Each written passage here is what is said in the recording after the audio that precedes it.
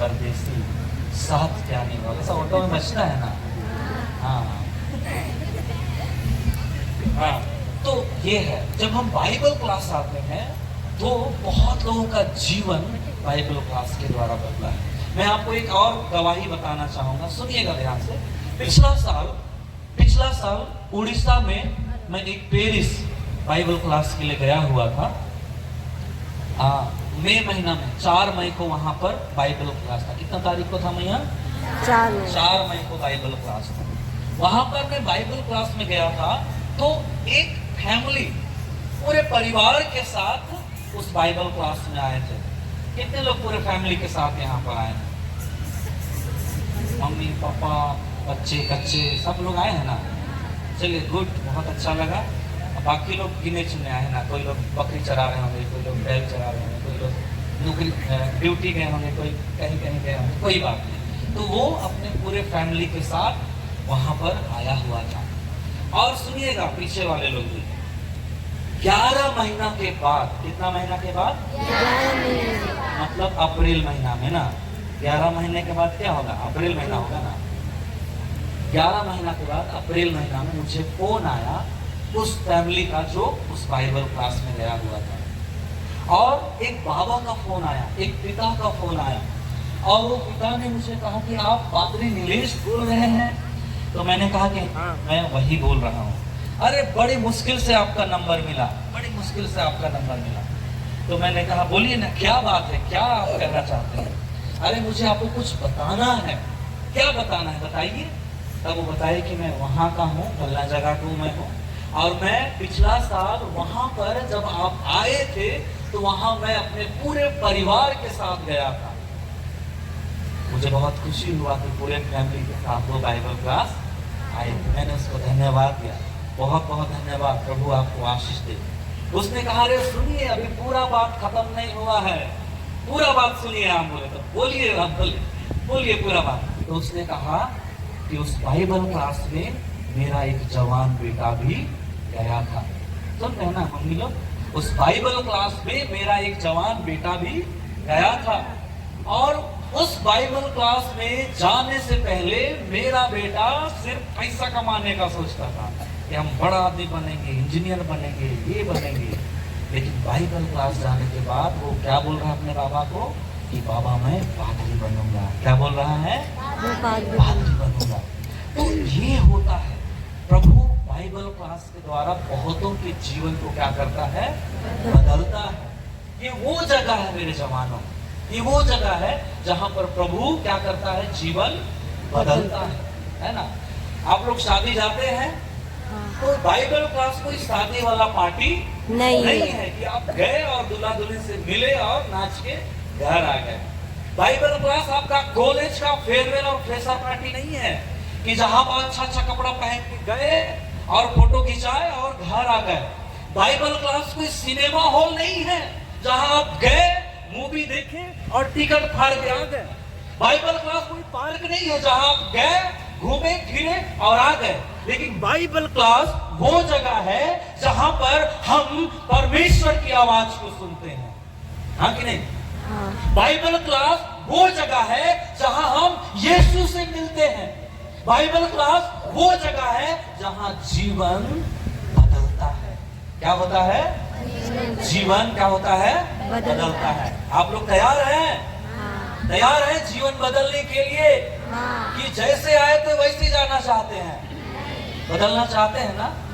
Yes. तो आइए हम लोग प्रार्थना के साथ इस क्लास की शुरुआत करेंगे और हम प्रभु से कहेंगे कि बुलाने वाला वो परमेश्वर है जो आपके लिए क्या बना? इंसान बना। क्या बना? इंसान बना। ये बुलाने वाला कोई साधारण नहीं है। ये बुलाने वाला वो है जिसने हमारे लिए अपने पीठ पर क्या खाए? घोड़े खाए। तो क्या खाए? घोड़े खाए। ये वो है बुलाने वाला। ये बुलाने वाला कोई साधारण नहीं है। ये बुलाने वाला वो है जिसने आपको और मुझे बचाने के लिए अपने हाथों में क्या खाए? कीले खाए। कितने लोग कीले खाए हैं? खाए हैं आप लोग? नहीं। हाँ? 1 किलो किलो देना था, 1 किलो किल देना था, खाए हैं। लेकिन वो परमेश्वर ने हमारे लिए क्या खाया है? कील खाया है। मैं गुड फ्राइडे के दिन किसी जगह पर प्रचार कर रहा था, मुझे बुलाया गया था और मैं वहां पर प्रभु की अगुवाई में इस बात को बतला रहा था कि यीशु मसीह को कई जगह मौका दिया गया कि कुछ बोलो अपने बारे में। जैसे पिलातुस ने कहा ना हाकिम के सामने में, बाद में घर जाके बाइबल आप लोग जानते हैं इसलिए मैं वो वचन को खोलने नहीं बोल रहा हूँ, सब लोग जानते हैं। उसको हेरोदेस राजा के पास भी बोलने का मौका मिला, महायाजकों के पास भी, लेकिन वो बोला नहीं। बहुत कुछ एक दो शब्द को बोल के बस क्या रहा? चुपचाप रहा। और उसने चुपचाप होकर वो सब कुछ सहा। उस पर थूका गया। क्या किया गया? कितने जवानों को पता है कि यीशु के चेहरे पर थूका गया? हाँ? उसके चेहरे पर इसलिए थूका गया ताकि आपका जीवन खूबसूरत हो। उसको क्या किया गया? अपमानित किया गया। उसको इसलिए अपमानित किया कि हमें आदर मिले स्वर्ग में, है ना? प्रभु हमें आदर दे। और उसको कोई छू नहीं सकता था ना, लेकिन उसको क्या किया गया? मारा गया, पीटा गया, लहूलुहान कर दिया गया। वो परमेश्वर आज आप पर मुझे क्या कर रहा है? अपने पास बुला रहा है। क्या बोल रहा है? मेरे निकट आओ, मेरे करीब आओ, मेरे पास में आओ। ये वो परमेश्वर है। मैं आपको इस परमेश्वर के बारे में और भी कुछ चीजों को बताना चाहता हूँ जिसको मैंने अपने जीवन में महसूस किया है। मैं 2020 ईस्वी का समय है, एक समय ऐसा मेरे जीवन में आया कि मैं बहुत ज्यादा परेशान हो गया था। कुछ चीजें मेरे जीवन में घटी और जिसके वजह से मैं डिप्रेशन जैसी स्थिति में चला गया था और मेरे अंदर में आशा नहीं थी, केवल निराशा ही थी और मैं हमेशा रोता था। मैं आज भी वो घटना को याद करता हूँ और मैं प्रभु को धन्यवाद देता हूँ। मैं याद करता हूँ कि 1 से 1.5 महीने का टाइम था और मेरा जो तकिया था वो आंसू से गीला हो जाता था। लेकिन उस दुख के समय में मेरे पास सब कोई थे, दोस्त लोग थे, पेरेंट्स थे, सभी लोग थे, लेकिन फिर भी मुझे लगता था कि मैं अकेला हूँ। और मैंने उस समय में प्रार्थना में अपना समय को बिताया और मैंने उस दुख के समय में, उस कठिन परिस्थिति में मैंने अनुभव किया कि वो परमेश्वर मेरे साथ में है। यशायाह 41 उसका 10 पद में लिखा है ना कि मैं तेरा हाथ को थाम कर तुझे ले चलूंगा। मैंने महसूस किया कि वो परमेश्वर जिसके बारे में मैं पहले प्रचार करता था, वो परमेश्वर जिसके बारे में मैंने सुना है, वो परमेश्वर जिसके बारे में मैंने बाइबल में पढ़ा है, वो परमेश्वर कोई झूठ नहीं है, वो सच्चा है। और मैंने उस समय में उस परमेश्वर को अपने जीवन में पाया। इससे पहले मैंने बहुत बाइबल पढ़ा था, लेकिन उस तरह से परमेश्वर को अपने जीवन में मैंने कभी महसूस नहीं किया था, उसकी उपस्थिति को। लेकिन उस दुख के समय में, उस कठिन, उस अंधकार से भरी हुई तराई में जब मैं गुजर रहा था, तो मैंने पाया कि वो परमेश्वर तो मेरे साथ में है। वो परमेश्वर आज हमें क्या कर रहा है? अपने पास बुला रहा है।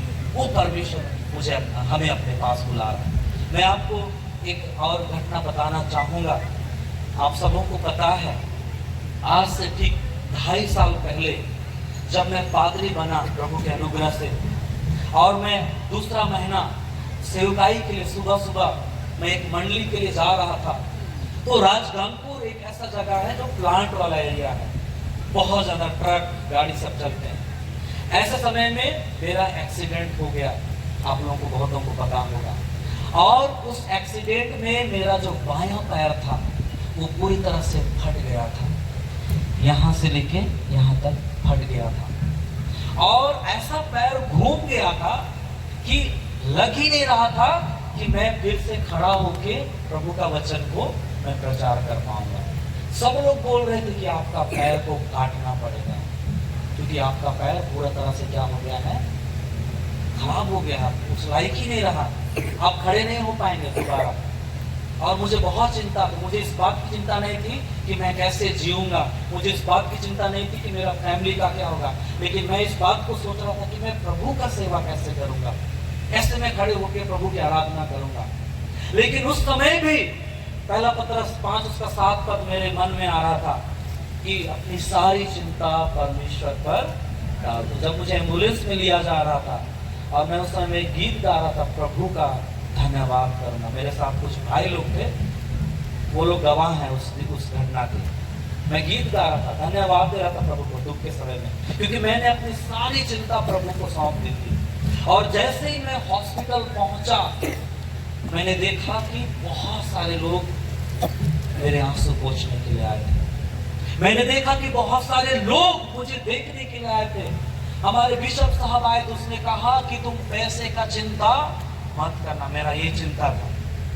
पादरी शुरू बने थे ना, तो सैलरी तो आया ही नहीं था, 1.5 महीना का था, और हम लोग का तो 8-9 हज़ार 10 हज़ार का ज़्यादा नहीं था, 15,000 रुपया तक था होगा। उसने कहा कि तुम पैसे का चिंता मत करना। मुझे चिंता था, मैं नया उस क्षेत्र में ले रहा था, उड़ीसा, मैं झारखंड का ही हूँ, कोई किसी से जान पहचान नहीं। मेरा दूसरा चिंता था कि हॉस्पिटल में कैसे टाइम कटेगा, कैसे हम इलाज कराएंगे।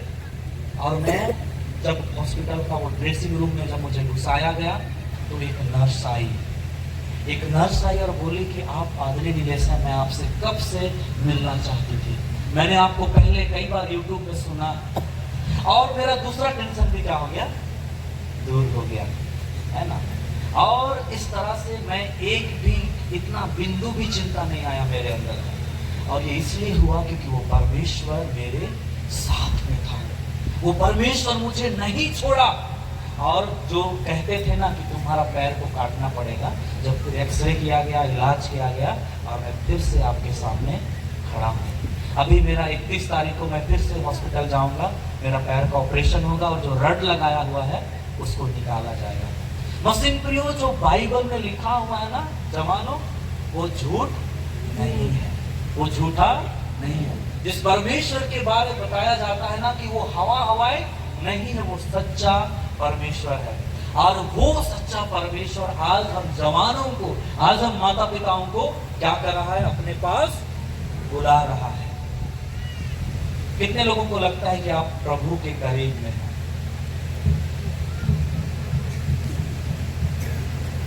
कुछ लोग तो नाक पोछते, क्या तो बोल रहा है, ठीक है, हॉस्पिटल वाला बता रहा था, फिर लेक्चर देने में आ गया।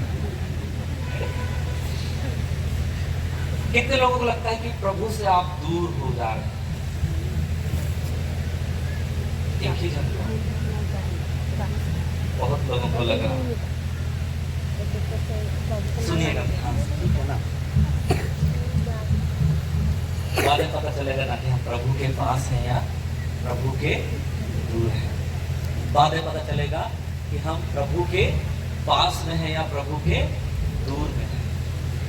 आज ये जो वचन है कि परमेश्वर के निकट आओ, ये एक न्योता है परमेश्वर की ओर से हमारे लिए।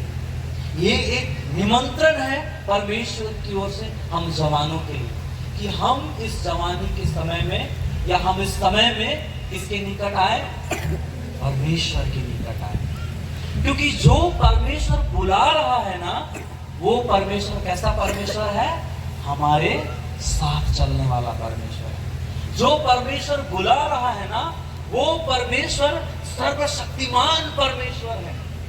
जो परमेश्वर बुला रहा है ना, वो क्या कहता है, कहां पर लिखा हुआ है, यूहन्ना 14 उसका 14 या 15 उसका 14 में लिखा हुआ है कि इससे बड़ा प्रेम किसी और का नहीं कि कोई अपने मित्रों के लिए अपना क्या दे, प्राण दे।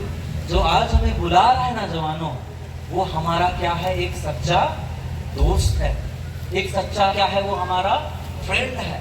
वो आज हमें अपने पास बुला रहा है। आपको बहुत से लोग बुलाते होंगे अपने पास, अरे चलो ना इधर, चलो ना उधर, लेकिन कोई भी आपके साथ जिंदगी भर साथ नहीं देगा।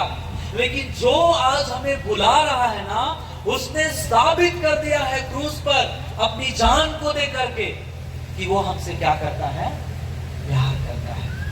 और उस परमेश्वर के पास छुटकारा है। क्या है, छुटकारा है। उस परमेश्वर के पास अनंत जीवन है। उस परमेश्वर के पास उद्धार है, जिसका भी हम सुन रहे थे। उस परमेश्वर के पास भरपूरी का जीवन है। ऐसा जीवन जिसको कोई भी छीन नहीं पाएगा।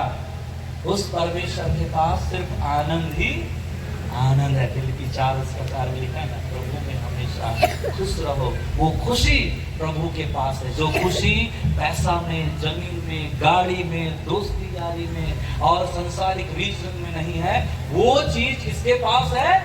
परमेश्वर के पास है। और वो परमेश्वर आज हम सबों को, पूरे मानव को अपने पास बुला रहा है कि मेरे पास में आओ। किसके पास में आओ? मेरे पास में आओ। इस बाइबल क्लास में क्या आ रहा है? एक नोटिफिकेशन आ रहा है, और ये नोटिफिकेशन जियो और एयरटेल और बीएसएनएल का नहीं है। ये नोटिफिकेशन जियो, एयरटेल और बीएसएनएल का नहीं है, लेकिन ये नोटिफिकेशन हमारे जीवित परमेश्वर का है। किसका है? जीवित परमेश्वर का है। आप लोगों को निर्मल भैया कभी कभी मैसेज करते होंगे ना कि इतना तारीख को मीटिंग है पेरिस वाला, हाँ। आप लोग आइए बोल के।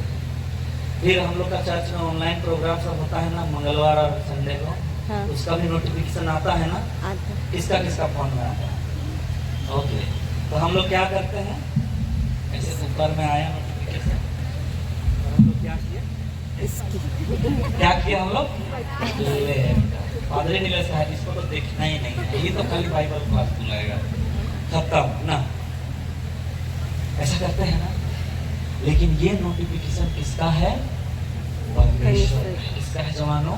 परमेश्वर। और ये नोटिफिकेशन आपके फोन में नहीं, कहाँ आ रहा है? आपके जीवन में, आपके दिल में आ रहा है।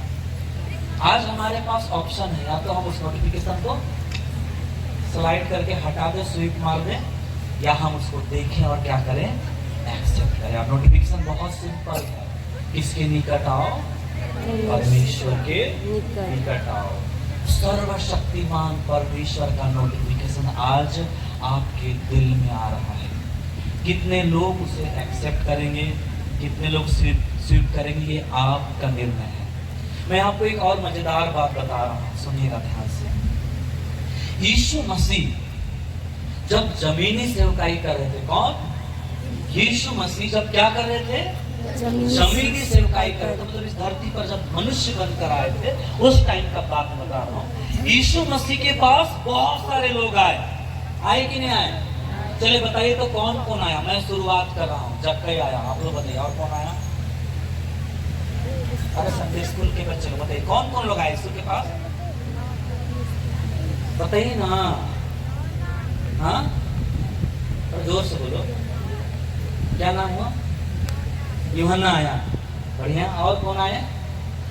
हाँ 12 चले हैं, और हाँ सामरी स्त्री और फरीसी आया, और हीरोन राजा मूसा का जमाना है, सुपर बुक ज्यादा देख लीजिए। और कौन? अरे मैं बता रहा हूँ, 12 वर्ष एक महिला को लहू बहने का बीमारी था, एक लंगड़ा, कोढ़ी, अंधा, बहिरा, काना, आए कि नहीं आए? आप लोग बता नहीं रहे हैं, आप लोग सोच रहे हैं ना सब बात हम ही लोग बताएंगे, तो आपको क्यों उतना दूर से बुलाएगा? बढ़िया सोच रहे हैं आप लोग, ठीक है, मैं ही बताऊंगा ना। तो बहुत सारे लोग यीशु के पास आए, एक वेश्या भी यीशु के पास आई थी ना। अब और आप लोग बातचीत कीजिएगा, ठीक है? चलिए सब लोग शांत बैठेंगे, ठीक है? क्या मैंने कहा कि जितने भी लोग यीशु के पास आए, जैसे आए थे वैसे घर नहीं गए, हाँ कि नहीं? एक लंगड़ा यीशु के पास आया और कैसे गया? चलते चलते घर गया, गया कि नहीं गया?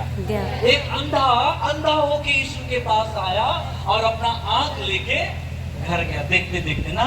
एक बहरा यीशु के पास आया और कैसे गया? सुनते सुनते। एक महिला जिसको लहू बहने का बीमारी था, वो आए और यीशु के कपड़े को छुई और कैसे होके घर गई?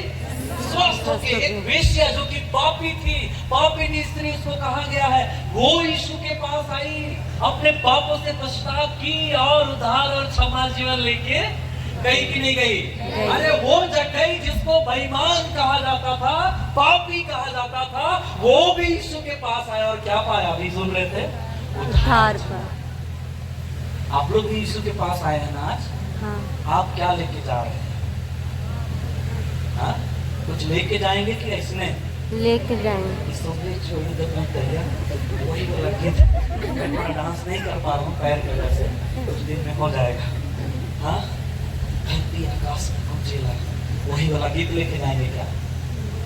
हाँ, लेकिन मैं बता रहा हूँ कि एक व्यक्ति के बारे ऐसा बताया गया है बाइबल में, जो जैसे आया था वैसने घर चला गया। खुश होके तो आया था, उदास होके चला गया। और लोग उदास होके आए थे यीशु के पास, और लोग कैसे आए थे? उदास होके आए थे, लेकिन खुश होके गए, आनंदित होके गए। लेकिन वो आदमी खुश होके आया था और उदास होके गया। कौन था? धनी। धनी कौन था? धनी धनी व्यक्ति। बहुत सुंदर जवाब आप लोग दिए हैं। एक बार एक दूसरे के लिए ताली बजा दीजिए, तब तक मैं पहुंचा लेता हूं। तो वो धनी व्यक्ति था, वो क्या पाने के लिए आया था? अनंत जीवन पाने के लिए आया था ना। और बिल्कुल सही जगह आया था ना। हाँ। बिल्कुल सही जगह। जैसा हम लोग उठाए ना शुरू में, कितने लोग जीवन बदलना चाहते हैं, मैं बदलूंगा जीवन, वैसे वो भी पूरा जोश के साथ आया था, मैं अनंत जीवन आज पाऊंगा। लेकिन जैसे यीशु ने कुछ बातों को उसके सामने में रखा, वो क्या हुआ? उदास होकर के चला गया। कहाँ चला गया? उदास होकर के कहाँ चला गया? अपने घर चला गया। क्या वो धनी था इस कारण से उदास हुआ क्या? एक बात बहुत स्पष्ट बता देना चाहती, क्या नाम? धन्यवाद। सामरी स्त्री का नाम है तो पानी पिलाने लगे।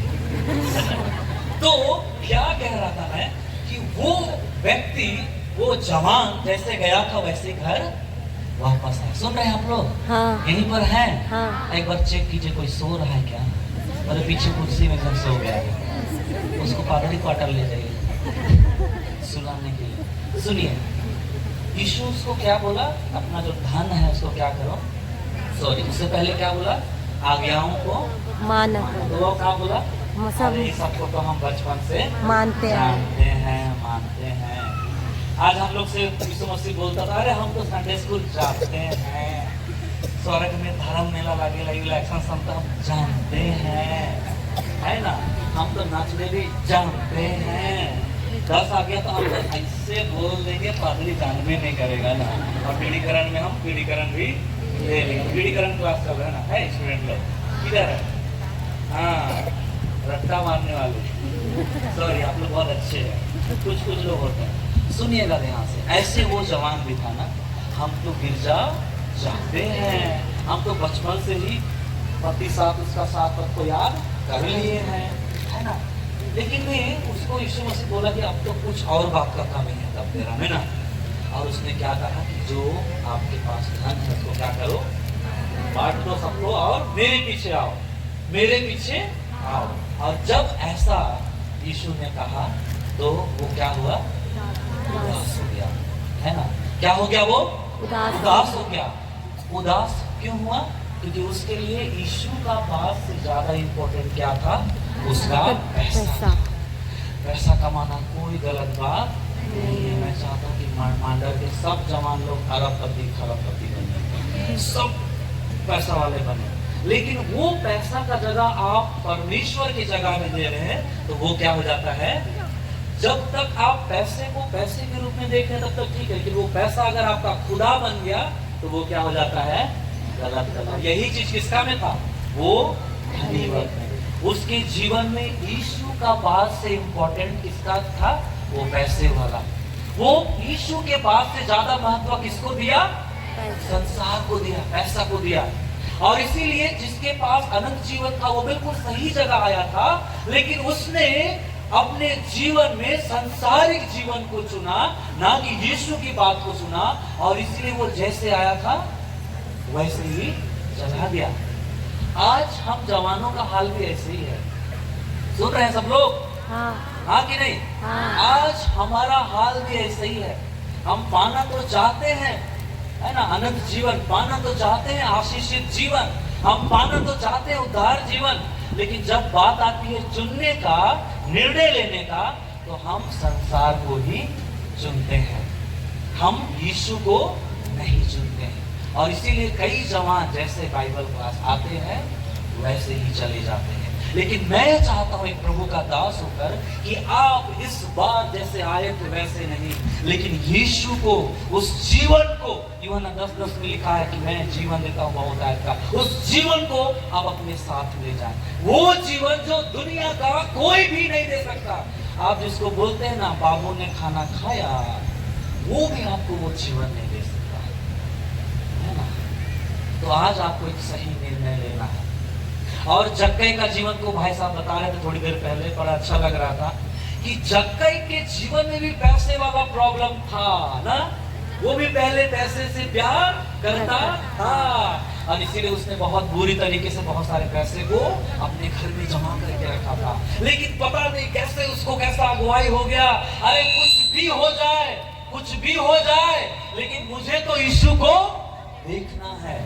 कोई भी बहाना आया उसके लाइफ में, ना हाइट का, ना काम का, ना टाइम का, ना भीड़ का, ना हाइट का, ना काम का, ना टाइम का, ना भीड़ का। बहुत सारा बहाना था ना, अरे मैं तो बौना हूँ, कैसे जाऊंगा यीशु को देखने, अरे मैं तो पेड़ में नहीं चढ़ने सकूंगा, अरे भीड़ है, अरे मेरे पास काम है, पैसे गिनने हैं। लेकिन सब चीज को साइड में रख के दिल में सिर्फ एक ही बात था, आज कुछ भी हो जाए मुझे यीशु को पाना है, आज मुझे यीशु को देखना है, आज मुझे यीशु को पाना है। और वो यीशु को पाया कि नहीं पाया? पाया कि नहीं पाया? बिल्कुल। जक्कई ने किसको महत्व दिया? आत्मिक चीजों को। किसको महत्व दिया?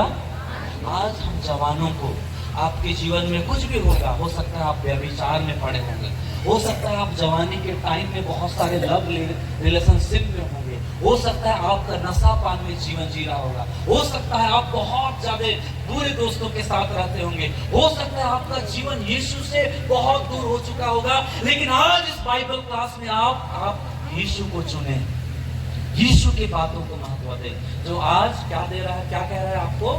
मेरे पास आओ। क्या कह रहा है वो? मेरे पास आओ। क्या है?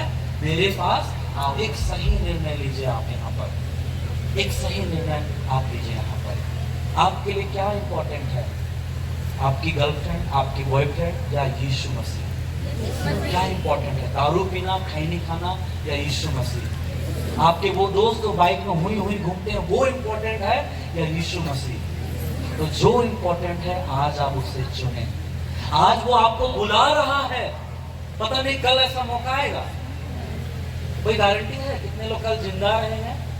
नहीं है गारंटी। भाई बतलाती हमारा जीवन भाव के समान है, थोड़ा सेकंड दिखता है फिर चिक चिक भाया गायब हो जाता है ना। ऐसा हमारा जीवन है। इसलिए मेरे जवानों, आज यीशु के पास आओ। किसी का मैं सुन रहा था अभी कुछ दिन पहले, पंदरचुआ मैं गया था बाइबल क्लास में, छत्तीसगढ़, सुने ना?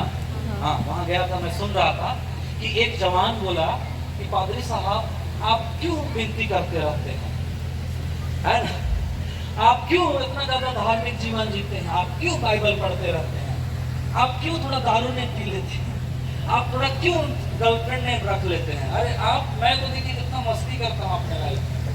पादरी साहब उसको क्या बोला? ये सब को छोड़ो, तुम और 4 दिन जिंदा रहेगा। क्या आपने सुना है? क्या कहा उसने? ये सबको छोड़ो, तुम कितना दिन और जिंदा रहोगे? 4 दिन बस जिंदा रहोगे। चौथा दिन मिट्टी से लिया गया है, फिर मिट्टी में मिल जाए और जिला उठाएगा, वहां चले जाओगे। पादरी साहब कुछ नहीं बताया कि मैं क्यों प्रार्थना करता हूँ, मैं क्यों शराब नहीं पीता हूँ, मैं क्यों प्रभु की संगति करता हूँ, वो कुछ नहीं बताया। बस क्या बोला? 4 दिन में तेरा खत्म, टाटा बाय, ऐसा। वो घर गया और बार बार सोचने लगा, चौथा दिन तो मेरा क्या हो जाएगा, खत्म हो गया। और उसके बाद उसका जीवन क्या होने लगा? बदलने लगा। उसने शराब पीना छोड़ा, उसने जो बुरे दोस्तों के साथ संगति की, जो संगति को उसने छोड़ा, वो लव रिलेशनशिप जैसे में था वो भी उसने छोड़ा। और चौथा दिन आते आते उसका जीवन क्या हो गया? बदल गया। लेकिन उसके बाद वो मरा नहीं ना, बस पादरी साहब उसको डरवा दिए। बिल्कुल जवानों, हम नहीं जानते कि हम कब तक जीवित हैं। हम कभी कभी सोचते हैं ना कि हम बुढ़ाएंगे तब मन फिरा लेंगे, अभी थोड़ा एंजॉय कर लेते हैं ना। अरे एक गिलास तो पीना है है ना। अरे पिक्चरें देखने तो जाना है साथ में, और क्या है, थोड़ा मस्ती कर लेंगे, अरे एक रातें तो गुजारना है। लेकिन जवानों, हम नहीं जानते कि हमारा अंत कब होने वाला है, और इसीलिए आज वो समय है, आज वो बहुत ही सुंदर समय है कि उन बुराइयों को जो हम अपने दिल में जगा दिए हैं, हम उसे साइड कर दें, उसे हटा दें और यीशु को अपने जीवन में जगा दें। क्योंकि यीशु ही वो जरिया है, यीशु ही वो मार्ग है, इसके द्वारा हम स्वर्ग जा सकते हैं। यूहन्ना 14 उसका 6 पद में लिखा है, सबको याद है क्या लिखा हुआ है कि मार्ग, सच्चाई और जीवन मैं हूँ, बिना मेरे द्वारा कोई पिता के पास नहीं पहुंच सकता। इसीलिए वो धनी युवक किसको दिल में जगा दिया था? पैसा को। आप किसको दिए हैं दिल में जगह?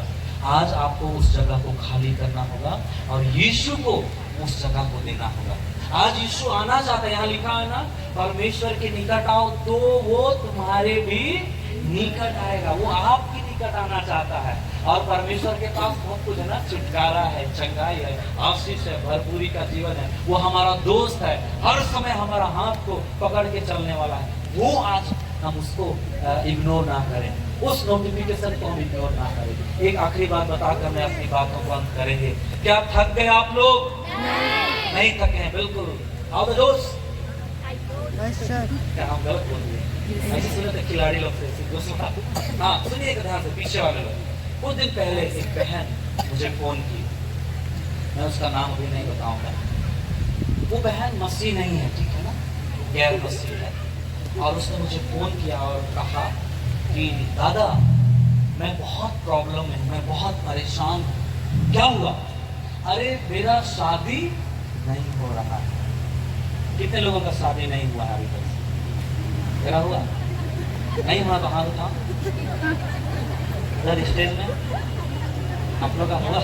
नहीं हुआ, ठीक है, तो हो जाएगा, हमको लगता है, ठीक है ना। सुनिएगा ध्यान से, वो क्या बोली? मेरा शादी नहीं हुआ। बहुत गंभीर।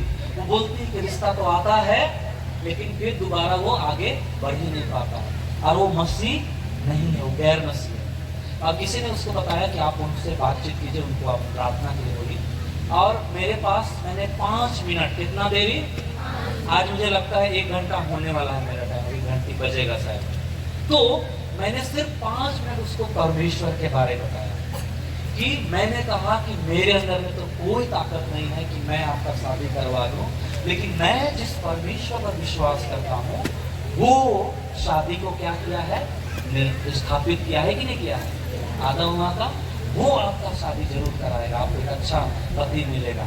और मैंने उसको बहुत सारा वचन भी बताया कि प्रभु ऐसा कहता है, ऐसा कहता है, और सिर्फ मैंने 5 मिनट उसे यीशु के बारे बताया, और 11 मिनट हम लोग प्रार्थना किए फोन में।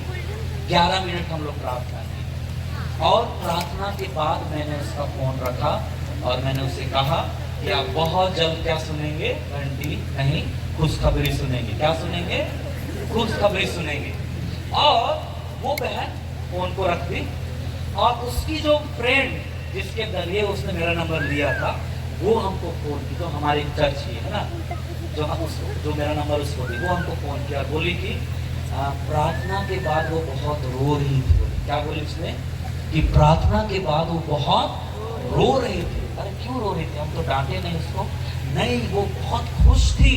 क्या थी वो बहुत ज्यादा डिप्रेशन में चली गई थी। अरे मेरा शादी होगा कि नहीं होगा, कौन बिगाड़ दिया है मेरा फैमिली को, ऐसा ऐसा वो नेगेटिव सोचती थी। नेगेटिव में बहुत सारा चीज आता है ना।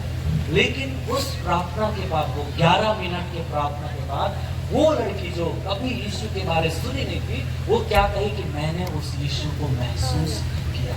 उस 11 मिनट के प्रार्थना में मैंने उस यीशु को महसूस किया कि वो यीशु है और मेरा शादी आने वाले समय में होगा। वो बहुत ज्यादा खुश हो गई। उसको अब कोई डाउट नहीं है, कोई चिंता नहीं है ना। दुनिया कोई भी बोले, उसको क्या विश्वास हो गया? यीशु मेरे साथ में है और मेरा शादी होगा। 11 मिनट की प्रार्थना में उसने किसको महसूस किया? यीशु मसीह। हम तो बचपन से मसीह हैं, क्या है?